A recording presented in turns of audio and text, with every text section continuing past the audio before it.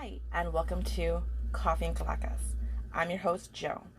If you're new here, I want to welcome you and just let you know that this is a weekly podcast where we sit around the coffee table and discuss stories of the supernatural, mysticism, and what lies in the what lies in the beyond. If this is something that interests you, I hope you stick around, and I hope you enjoy this week's show. Thank you. Hi, and welcome back to Coffee and Calacas. So, I mean, 2022, if we're gonna say, it has started off. It's not too wild yet, but it's getting there. Um, I think around September, October last year, I read an article about this man who died of rabies, and my first thought is, well, who's still dying of rabies? I mean, why would you die of rabies? But apparently, what happened was the man was in bed and he woke up to a bat who bit him in the bed. And I think the bat was dead or he killed the bat. Regardless, the man went to the hospital and he got tested. I think they tested the bat and the bat had rabies.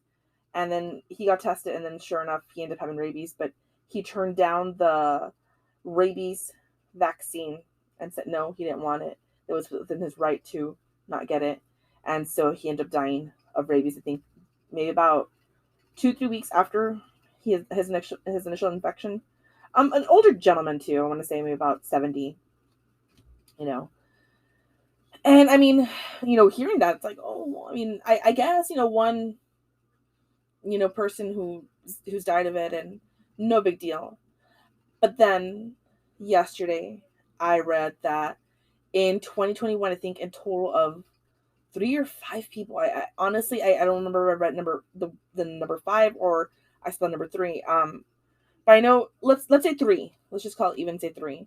Died of rabies, and you have to wonder, what do these people think, that they're like, hey, I'd rather die of rabies than get the rabies vaccine. I didn't read the whole article and didn't go too much into it. I just saw the headline, and to me that was enough. And they had a picture of a bat as the picture for the article, and poor little bat's like, hey man, just there.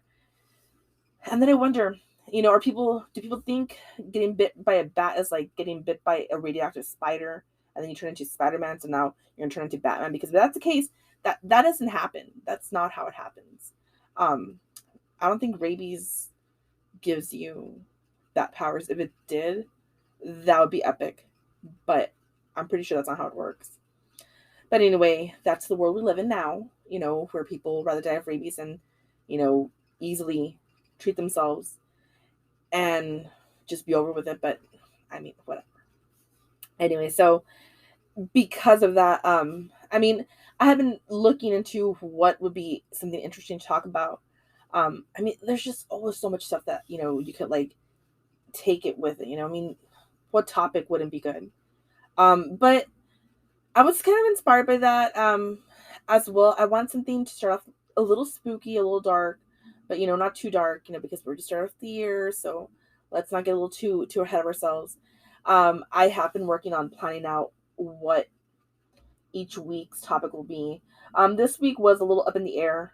I will admit it kind of was. But as I started looking I have a book called Book of Superstitions. And that's kind of what I got my inspiration from. It was between two books, actually. I have another book. It's called Tales from the Flour Sack, I believe. It was written locally by a professor here in the valley, and I read this book as a kid. Or my mom had a copy of it, an actual signed copy too, and we'd read it as growing up, like read stuff from there, and I actually enjoyed it. And I was reviewing it the other night because I bought a new copy. I have the old one still, but it's a little worn. Pages were falling out. Not that this new one was any better, because it still has its time as well. I think it's over. The other one was made in the 80s. This one was maybe like 95. So it's got its time. Some of the pages did fall out a little bit, but I still managed to stick him back in the book, thankfully, right? But as I'm looking at the book, I'm like, looking for inspiration, and I see a lot of superstitions that um people have had locally within Mexico.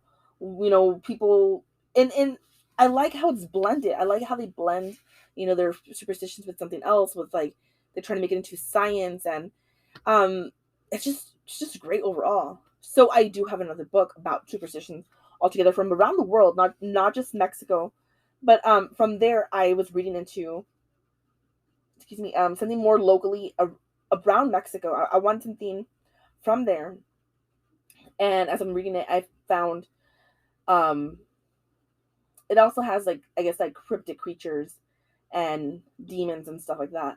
And one of those was the demon called Camazotz. Hopefully I pronounced that correctly. My Maya isn't that great, but yeah, that's what it's called, Camazotz. Okay, and Camazotz basically is this demon who was, I mean, not worshipped by the Mayan people, but was respected, feared even. Um, why? Well, I mean, I'm not saying that Gamasuch was a bit of a jerk, but yeah, I mean, honestly, have found that a lot of these people or a lot of these creatures, just trying to be real jerks sometimes, and they don't care. They totally go for it and just really just they have at it. Well, anyways, so basically, what I read was Gamasuch was kind of like the original Batman, which kind of went well with what I was thinking about in rabies and all that. Because I mean, if people want to be Batman, that's not the way to go about it. Instead, maybe they should read about Camazotz and just go from there.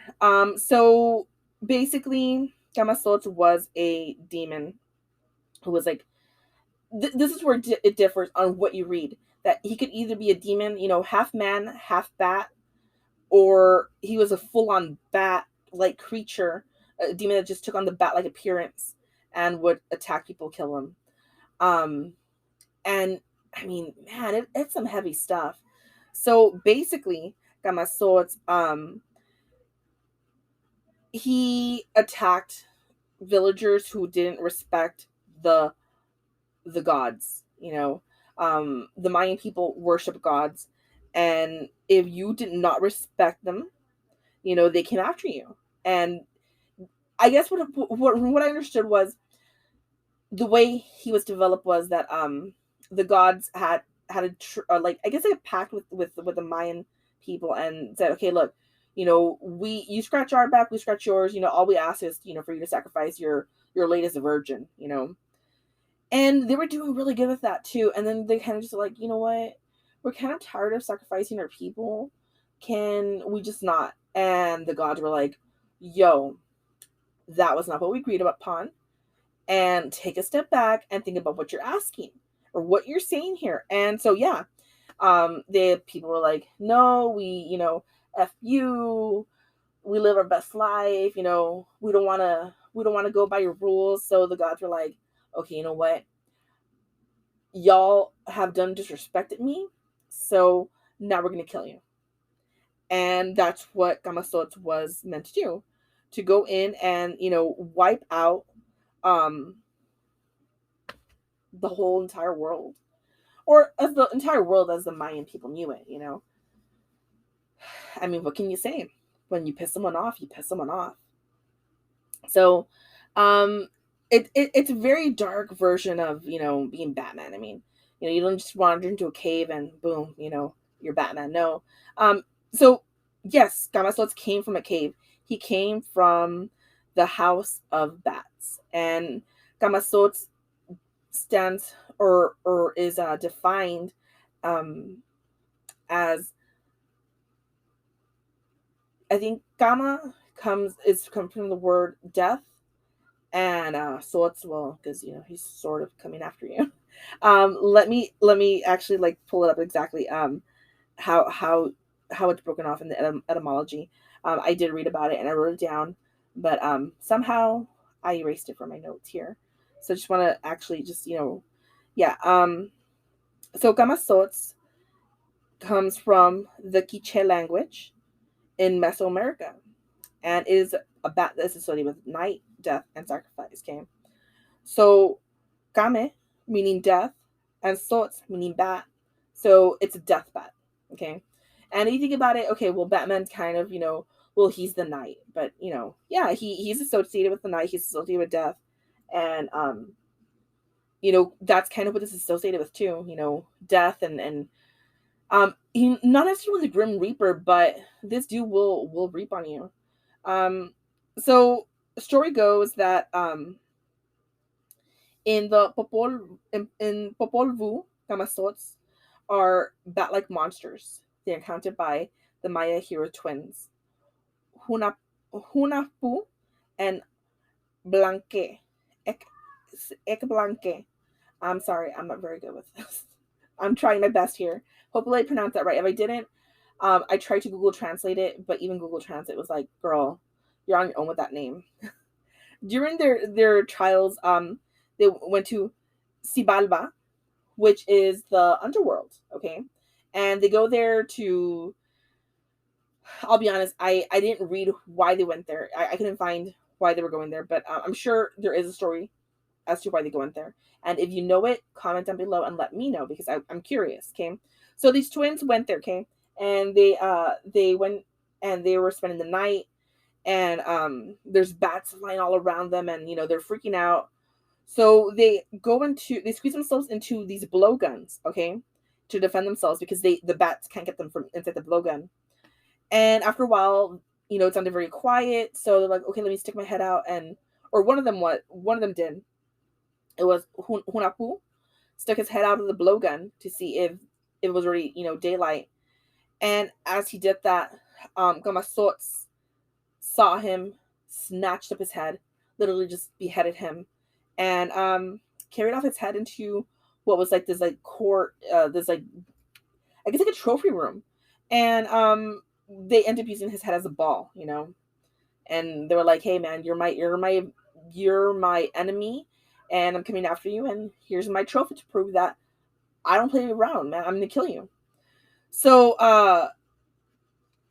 he's often depicted, or Camazotz is often depicted as this big bat-like creature that is often carrying the head of his enemies in his talons, I guess you could say, his hands. And if you think about that, well, I mean, makes sense. What's more menacing to a human than thinking, hey, if I stick my head out at night, this bat-like creature is going to come after me and behead me. It's pretty intense stuff, if you ask me. Um, so yeah, in part, in part of this, it was because like I said, the gods wanted a human sacrifice, and the people in the village had already given up on that. They felt that they were constantly having to sacrifice, their goats, their virgins, their lambs, and they were just having enough, and gods retaliated. I mean, he's a lot more menacing than that, if you ask me, but that's kind of what I read about. If you go to our Facebook page, I not Facebook page, sorry, our Instagram page, I actually am going to upload some pictures, if I haven't already, uh, of Camazotz, people who have depicted him, or depicted it, whatever you want to call it. I mean, you can depicted her, depicted it though, and it's quite interesting. They really, I mean, I can't draw, but those the people whose art that I'm gonna show off, like, man, that's some really good stuff. Um, Big, scary looking thing. I think only one that I found that kind of looked a little like cute, kind of chibi-ish. But if you think about it, well, it should be scary. It's something to frighten kids with, and I mean, I'm surprised that this creature really hasn't made more of a comeback. Um, there's actually, I guess, if you've seen Mayan culture, they often dress as their gods and their demons and stuff to depict, like, put on a show, a play, a drama of sorts, and they had this what looked like this armor went from shoulder to shoulder with this headpiece that looked like these big pointy, bat ears, and I mean that's I guess you could say it kind of looks like Batman. So yeah, I mean you could say Camazotz was the original Batman. I mean, or Bat creature. Um, so Camazotz kept back all these other demons at bay, but he was a demon you had to mess with. Uh, if you messed around, I mean, he was basically the the muscle, and I mean, by all means, man, I'm not going after the gods there because they'll come after me. I'm not ready for that. But yeah, that's kind of the story of Camazotz. Kind of want to share with you guys. Let me know what you think. I know not a lot to go off on, but I mean something to at least discuss. Um, I'm gonna try to put up the schedule of what each topic will be on Instagram. So if you are interested, go ahead and check that out. And if you are on YouTube watching this, for those who are not and listening to this on Spotify, um, thank you, appreciate it a lot. And those who are watching this on YouTube, if you go to our mains page on YouTube, you can see our links to all our different accounts. And I'm hoping you can check that out. Like I said, I will put a copy of our schedule up on Instagram. So you can kind of get an idea of what each topic will be for each week. I know this topic was kind of short, but something to start us off with, in the new year. Stay tuned for next week's episode. And remember, life begins after coffee. Thank you.